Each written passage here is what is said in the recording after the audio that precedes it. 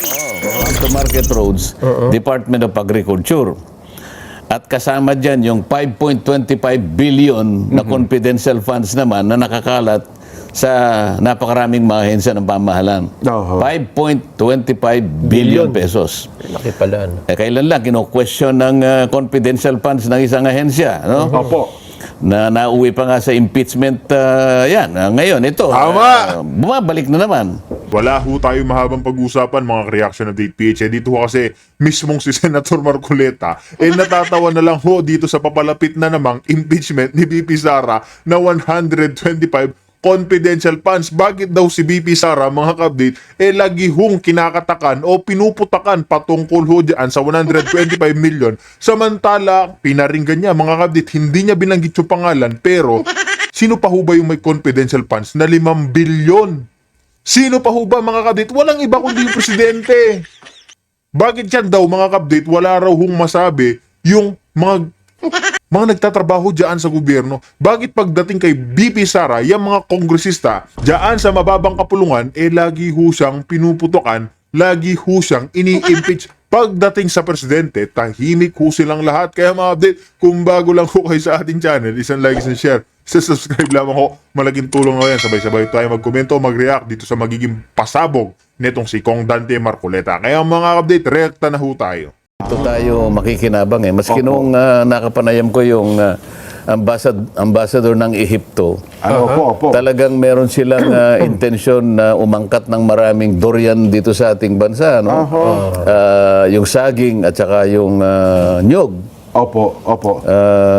Nasabi niya nga sa akin yon. Kaya nakita ko talaga, may pag-asa tayong mag-export pagka high value crops. Kaya isa sa mga amendments na inintroduce natin sa budget din. Dagdagan yung budget mismo ng high value crops. Ganun po. At nirekomenda ko nga na kay Secretary Kiko na ayusin pati yung namumuno ng high value crops section nila Kasi ang nakita ko, mukhang yung pinaka-head nila, hindi naman talaga ang kanyang pinagsikapang aralin ay tungkol sa pagsasaka. Ay, nako. Parang graduate siya ng psychology. Sabi ko, paano natin mapapaigting yan kung dapat sana ako, wala naman akong minamaliit o ibig sabihin ay naayawan na. Pero kung dapat, yung tungkulin, sang-ayon din sa pinag-aralan. Tama kayo. Ang gagawin pa niya yata, gagawa siya ng 3 USEC. Sabi ko, lalo yata ang masisira yan kasi kung sa isang organisasyon na 3 yung ulo, mahirap na yun Para kang kumuha ng kusinero, mag-aaway-aaway lang yung kusinero, iisa lang ka ako yung niluluto, 3 pa yung kukunin mo. Ang budget, iisa lang. Diba ka mag-away-away, kaya ako, titingnan mo mabuti yan. Isa nga doon, isa sa mga nakita natin problema kung bakit marami ng bata ngayon ang ayaw ng magpunta sa sektor ng agrikultura. Kasi una, ang kulang yung ayuda ng gobyerno. Pangalawa, yung sapat na kabatiran, yung pagtuturo sa estudyante, mukhang iba At saka yung mechanization, mukhang hindi rin matugunan. Kaya yung iba, sa halip na gusto magsaka, ayaw na. Hindi na lang sila pumupunta sa ganung sa ganung field ng kanilang pag-aaral. Di bale, pag-uusapan natin yan pagka meron tayong isang bisita na galing sa agricultural sector para mas malinawan natin ito, Jen. Yes po. Kasi sabi nga, back to basic dapat siguro tayo. Hindi natin pwedeng iwanan itong agrikultura kasi talagang yan ang magiging susi ng pag-unlad ng Pilipinas. Nason? Yes. Pag-usapan na po muna natin itong mainit-init pa ito, Jen. Ito pong pagkakapirma ng Pangulong Bongbong Marcos sa ating pong 6.793 trillion pesos na pambansang budget para po sa taong 2026. Ang balita ay meron ding binito ang Pangulo. Hindi lahat ay inaprobahan niya. Ano po ba ang... kasi may mga statement dyan, na nagsasabi na ito pong pinirbahang ito ng Pangulo na budget at yung pagbito niya sa 92.5 billion pesos na unprogram appropriations ba ito? Bahagi ng unprogram appropriations. Ay ito daw po, ayon kay Senador Soto, ang isa sa nakita niyang pinakamalinis na budget, pinakamaayos, at lininis pa. Yun. Mas inayos pa ng Pangulo.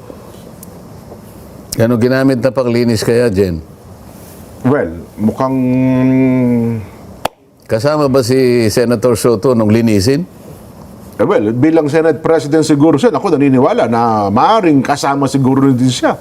Ayan po, yung sa Malacanang. Hindi kasi, kung ako, pagka sinabi kong malinis, dapat kasama ko, nakita ko talagang malinis. Di ba? Baka nabalitaan niya lang na malinis eh.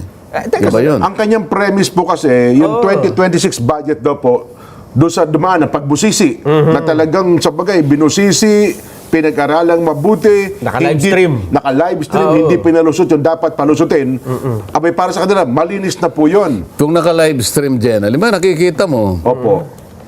Nakikita mo lang. Oho. Nakakasama ka ba sa deliberasyon? Parang sa BICAM, hindi ata nag-participate si SP Soto. Nakikita mo lang sila ron. Narinig mo yung pinag-uusapan nila? Nakikita mo ba yung kinukwenta nila? Nakikita mo lang sila. Oho. Pero hindi mo nakikita kung ano yung ginagawa nila. Kung ano yung nililinis nila, kung merong nililinis. Tama naman. Akala ko nga yung budget dyan, Nelson, ay pipirmahan sa isang Lunes pa. Yun ang next balita Monday kasi. pa. Ngayon, hindi ko alam na ngayon na. Ano. Oo. Kasi, kaya ko naman inisip na baka sa isang Lunes pa, sa dami ng rirebisahin mo rito, na rirebisahin ng Pangulo, alam mo ba yung enrolled bill na yan dyan bago maging GAA? 4,300 pages yan eh.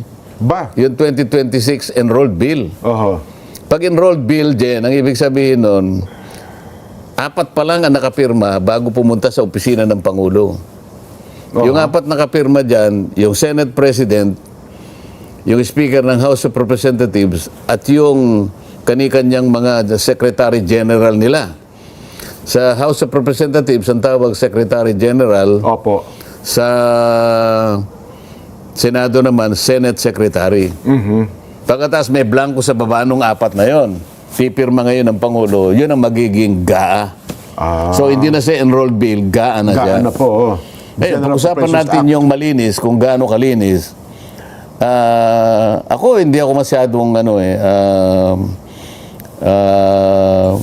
believe dun sa pagiging malinis nung nagawang budget. Kaya nga ako bumoto ng no Jen sapagkat may nakita ako na hindi rin napanagutan yung sinasabi ng marami kong kasama na talagang susuklayin namin yan. Oho. Gagamit kami ng isang suklay na masinsin ang ngipin. Suyod po ang tawag dyan. Suyod. Suyod. Oh, yan ang suyod eh, yung Tama, masinsin. Kapag ikaw ay gumamit ng suyod din, ang ibig sabihin nun, Pati ko, Lisa, tanggal. hindi ko sabi kuto. Tsaka yung ano, Kayuman. yung Lisa. Oh. Lisa, yung pinakamaliit. mismong kuto, ibig sabihin, maliliit na bagay yan. Tanggal. Ngunit nakapagbibigay ng napakalaking problema sa tao eh. Maliliit ha. Makati yun eh. Kuto. Kapag hindi mo naalis ang kuto, wala eh. Kahit maliit, aalisin mo dahil nakakasagabal, nakakainis, nakakairita, hindi maganda. Opo. Pati balakubak no, kukudkurin nata ano dyan eh, di ba? Tama po kayo. Ganun dapat eh. Mga kasama ko, talagang may nagbanta talaga. Gusto ko naman yon. Oo. At ako, napaniwala nila ako, kasi kasama naman ako nung habang pinoporma namin, pagkagaling sa House of Representatives, ang tawag doon sa dokumento, it's GAB. Ano? House of Representatives General Appropriations Bill. So, pupunta sa amin, yun ang ihimay, yun ang susuyurin. Opo. Yun ang gagamitin ng suyod. Oo. Di ba? O di, ako naman talagang gusto ko yun eh. Kaya nagtyaga rin naman ako na sinamahan ko yung ating chairman, kahit kaming dalawa na lang. Maraming pagkakataon na dalawa na lang kami na talaga sinusuyod namin. Ngayon, ako medyo, sinabi ko naman sa kanila na medyo ako na-disappoint ako. Ano yung na-disappoint sa Tagalog dyan? Nadismaya. Medyo nadismaya naman ako sapagkat alam naman ninyo, bumoto ako doon sa ating nagawa na version mula doon sa version ng House of Representatives. Nakita nyo naman, bumoto ako ng no. Opo. Kahit hindi perfecto yan, pero sa tingin ko, nagawa nating suyurin talaga. Ano po nangyari? Nung bicameral conference, Sama na. nakita namin, sabi ko, teka muna, bakit Bumabalik. bakit yung pinagkaisahan natin, ba't yung pinag-usapan natin, nagagawin natin, susuyurin talaga natin. Oho. Bubusisiing mabuti. Yung mga natanggal na lisa at kuto, Oo. binalik sa ulo? Parang ganun ho ata Ano ba nangyari. nangyari? Kaya nga bumoto ako, no, sabi ko, kaya po ako talagang nagsikap din. Ako, gusto ko makapag-contribute kahit konti lang. Para sa ganon, yung magawa nating 2026 budget, malayong malayo ka ako. Sabi ko nga million light years away from the 2025 budget. Yun ang ginamit kong Ba? pananalita dyan. Grabe, million light. Gusto kong ilayo doon, sabi ko, sapagkat alam natin, ang 2025 budget, may nagsabi at marami nagsabi, it is the most corrupt and it is the most anomalous budget the Philippines ever had in years. So gusto ko malayo doon. Bakit naman ka ako... gusto niyo, magbigay lang ako ng ilang halimbawa dyan, ha? Sige lang Nelson? po, sige po, Sen. Oo. Yung BICAM Conference Committee na yan ang pinanggalingan ng enrolled bill. Nadagdagan pa yung AX kasi sabi namin, lalo na nung ako'y nag-interpolate nga, hindi na ako naniniwala na yung AX na yan o yung MAIP o yung tupad ay nakapagbibigay talaga ng positibong tulong sa mga dapat na tulungan. Ang ganun ho ba? Oho. Kasi, nagsimula yan, napakatagal na ng panahon Ilang presidente na Opo, matagal na po meron ang yan. subsidy natin yan. Nagsimula tayo sa 4-piece. Oho. Hanggang sa naimbento natin ang AX. Oho. Ang naimbento natin ang MAIP. Naimbento natin ang tupad. At ang pinakamuling invention, yung AKAP. Yung AKAP, opo, last year. Oho. O ano ang katibayan na hindi ka ako naging mabuti? Ang idinulot na resulta niyan. Oho. O, paano ka ako? Isip-isipin mo naman. No. Saglit lang sana, bago nyo ituloy yan. Mahalaga po yan, dapat maunawaan ng ating mga kababayan. Sige. Tanggapin lang po natin itong report, direkta mula sa Malacanang, sapagkat kahuntahan po ngayon ni Eden Santos, ang Pangulong Bongbong mismo. Then, huwag mong gagalitan ng Pangulo, kalalagdala sa Pangulo ng budget yan Pangulong Ferdinand Marcos Jr., nilagdaan na raw po ang 2026 national budget na nagkakahalaga ng 6.793 trillion pesos. Kunin po natin, nasa Malacanang mismo. Maya Pagat Panapon. Den, kamusta dyan? Yes, Maya Pagat Panapon, Kong Jen, Kong Nelson at syempre Kang Senator Marcoleta na bagaman hindi siya naniniwalang malinis yung budget at dismayado siya.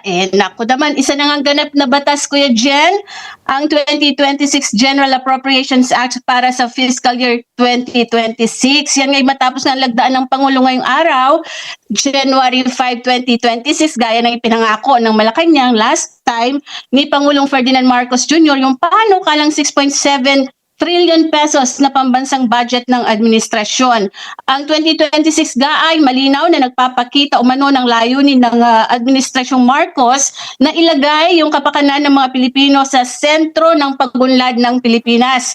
Prioridad dito yung mga sektor na mahalaga para sa pantay at inklusibong kaunlaran. Ibig sabihin yan, Kuya Jen, mas tutok ang budget sa tao, sa human capital at sa pangangalaga o pangangailangan ng susunod na henerasyon.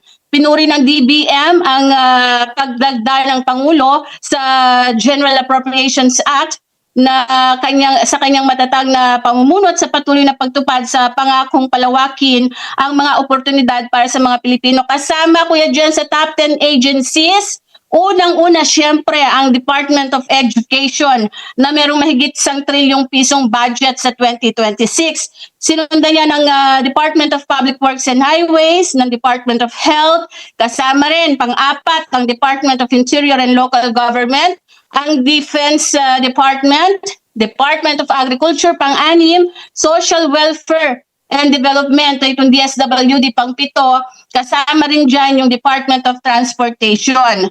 Ang edukasyon, Kuya Jen, ay talaga namang dapat number 1 yan sa budget, ano? Pero itong taong ito, mas tinaasan pa yung alokasyon para sa DepEd, kung saan ay kasama sa budgetan ng pondo ay yung paglikha ng mahigit 30,000 teaching at non-teaching plantilla positions para daw maisulong yung dekalidad na edukasyon sa ating bansa. Sa kalusugan, may 1 billion pesos na budget para doon sa sinasabi nila, no, pinagmamalaki na zero balance billing, na antabayanan natin sa taong ito kung marami ang makikinabang niyan. At syempre yung agrikultura para doon sa mga magsasaka at mangingisda na susuportahan ng budget nitong 2026. Gayon din yung farm to market roads, kasama yan sa merong alokasyon.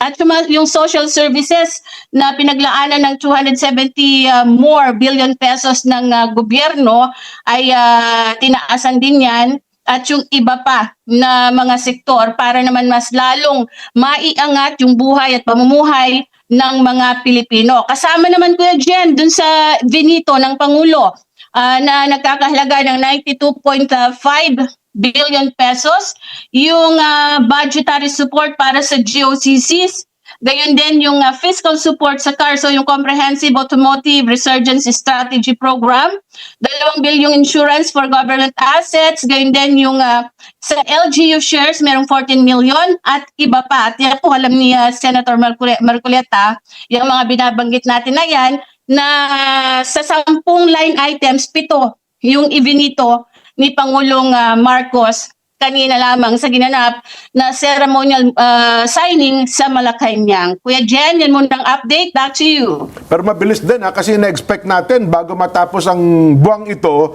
malalagdaan ng Pangulo. Pero ang bilis, ngayon pa lamang, unang Lunes ng taon, inapirmahan agad niya. Yan din kasi ang sinabi naman last 2025, ano, na January 5 malalagdaan ng Pangulo, kaya merong mga ilang araw na gagamitin yung magiging reenacted yung budget muna ng administrasyon. So ngayon, pirmado na yan, yung GAA, at magsisimula na rin silang gumamit ng 2026 national budget. Ang medyo problema lang, Kuya Jen, doon sa mahigit 6.7 trillion pesos na yan, meron daw 1.6 trillion ang kailangang utangin ng gobyerno natin para makumpleto yung kailangang budget ng gobyerno at maipatupad o mai-implement yung lahat ng mga proyekto programa under the 2026 GAA, Kuya Jen. Ayan. Sige, Dan, himayin namin niya sa ating palatuntunan. Dakal na salamat, Dan, mula po sa bahagi ng Malacanang. Yun, Sen, ang report po ni Eden Santos. Meron sa sinabi na halos 92 billion ang na-line B2 ng Pangulo. Yes po. Alam mo, merong dalawang organisasyon dyan ang naglalayon na sana higit doon ang nabito. Kasi halimbawa, itong kung tawagin ay SWP, ano? Okay, opo. Social Watch Philippines. Yung mga watchdog po yan, opo. Ang kanilang nilalayon ay 319 billion worth of highly questionable items ang dapat na nabito. Okay. Kasama dyan yung 81.94 billion na biglang itinaas yung tinatawag na basic infrastructure project. Nasa ilalim ito ng pangangalaga ng DPWH. Ayun. Matagal na kino-question ito, lalo na itong isa pa, yung tinawag na SIPAG. Yung SIPAG ay ibig sabihin Sustainable Infrastructure Projects Alleviating Gaps. Okay. Ano? At sinamahan pa nung CSSP. Ito yung Convergence and Special Support Program. Lahat ito ay mga items na nasa pamamahala ng DPWH. Okay. Ngayon, etong mga projects na ito, kung tagurian, ito yung makabagong mga pork barrels Ganun ho ba? na bigla na lang nagkaroon ng ganitong mga katawagan eh. Oho. Dumami yung naimbentong mga acronyms, mga BIP, Basic Infrastructure Projects, Opo. SIPAG, merong CSSP, merong pang SSP. Ano? Napakarami nito. So yun ang nilalayo niya. At kasama riyan kanya yung nabanggit ni Eden, 8.9 billion na FMR sa ilalim naman ng DP ng ano Farm ng to Market Department. Road po yun, no? DA. Oo, Farm to Market Roads, Department of Agriculture. At kasama dyan yung 5.25 billion na confidential funds naman na nakakalat sa napakaraming mga ahensya ng pamahalaan. Oho. 5.25 billion pesos. Laki pala. No? Kailan lang kino-question ng confidential funds ng isang ahensya, no? Opo. Na nauwi pa nga sa impeachment yan. Ngayon, ito. Tama! Bumabalik na naman. Oho. Naalala ko nga, meron akong amendments dyan. Nakita ko yun, pagkalaki-laking confidential funds. Nung nandun pa kami sa, nung pinagtatalunan pa namin ng plenary, yung budget, Opo. Bakit ka ako 689 billion ng Sa confidential DOJ. fund ng Secretary of Education? Education po, DOJ. Secretary of Justice. Opo, opo. Oho. Pwede ba ka ako yung 300 ka ako ilagay natin? In-approve naman kagad. Ano? Kaya lang, yung in-approve pero hindi na-adapt. Aha. Hindi pa Nakita ko, opo. meron akong 11 na proposed amendments eh. Opo. Ang na-adapt, 3 lang. Ganon. Ngayon, susuriin ko to sa 3 yun kung ilan ang pumasok sa GAA. Ngayong napirmahan na ng Pangulo. Opo. Hindi ko muna adapt kasi nandun na sa Papasok GAA. ka sa GAA, Kaya kailangan silipin ko pa yun. Tandaan mo 11 ang proposal ko, 3 ang na-adapt. in-approve sa plenary. Opo. Pero pagkatapos ng BICAM, 3 lang natira. 3 lang ang natira. Ngayon, bago mapirmahan, titingnan ko kung yung 3 Pumasok kung, ka sa GAA mismo. kung may natirang 3. Oho. Oo. Sinasabi natin kanina, kaya ako nagpahayag ng pagboto ng no. No. Opo. Dahil nga kasama ko yun sa pagsuyod eh. Noong napakaraming dapat na suyurin. Ito na lang sinasabi kong AX. Isipin mo yung final number niya doon sa BICAM namin. Ewan ko kung ito yung nandun sa GAA na ngayon. Oho. 63.9 billion yung AX. Imbes na sinuyod na namin ito eh. Bakit ka ako nadagdagan pa ng 4.8 billion? Kung sinuyod mo, paano nadagdagan? Oo nga, no? Kala ko yung na-list na. Di ba? Lumaki. Yun naman tupad, naging 22.4 billion pagkatapos na ni-reduce namin ng 13.8 billion na lang. Okay, opo. Sa Senate version namin, imbes na 22, 13.8 lang ang nilagay namin. Bakit naging 22 nung So, BICAM? balik po nung Kaya nga, BICAM. sabi ko, yung mga nagtangka, yung mga nag-warning ng mga kasama ko, hindi po pwede yan. Susuyurin natin yan. Hindi kami papayag na yung mga kung anong-ano na bagay na hindi may papaliwanag, kinakailangan mawala. Hindi eh. Lumitawad eh. O yun na lamang yung MAIP.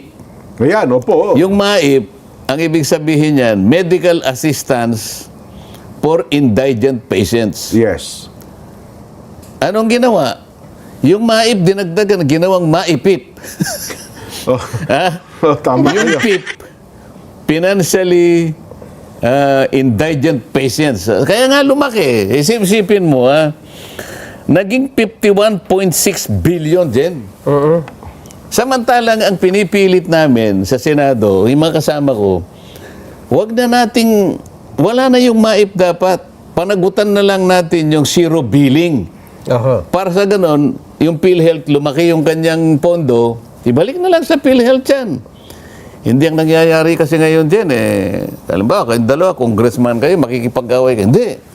Kailangan meron kami mga letter of guarantee. Opo, Guarantee mga letters. GL, opo, tama Para yan. bang yung nasasakupan natin, may sakit. Mga doktor ba tayo sa atin pupunta eh? Oho. Dala-dala yung kanyang medical abstract. Ayun nga. Kung Jen, tulungan mo naman yung anak ko, may ano eh. Tsaka yun, hingi ng titignan tulong. na, akala mo ngayon eh, tayo ngayon na, ikaw ngayon na maglalagay eh. Discretion mo kung magkano ilalagay mo ron eh. Paano mo nalaman na ganun lang ang dapat na pangangailangan niya? No, si Nelson halimbawa, sipon lang ito, kanya, sige, bigyan mo ng 5,000. Paano mo nalaman na sipon yun? Hindi man tayo, sabi ko, wala tayong competence. Unang-una, hindi na dapat dumaan sa atin. Yun ang pinaglalaban ko eh. Opo. Eh, sino ba tayong pasikat na sa ating padadaan? Ako nahihiya sana ako eh. Kaya lang, wala na rin akong magawa no, na nasa Congress ako, hindi kunin na rin. Kasi pwede ko rin namang tulungan yung mga nasasaw. Pero hindi dapat ganito. Yun ang sinasabi ko.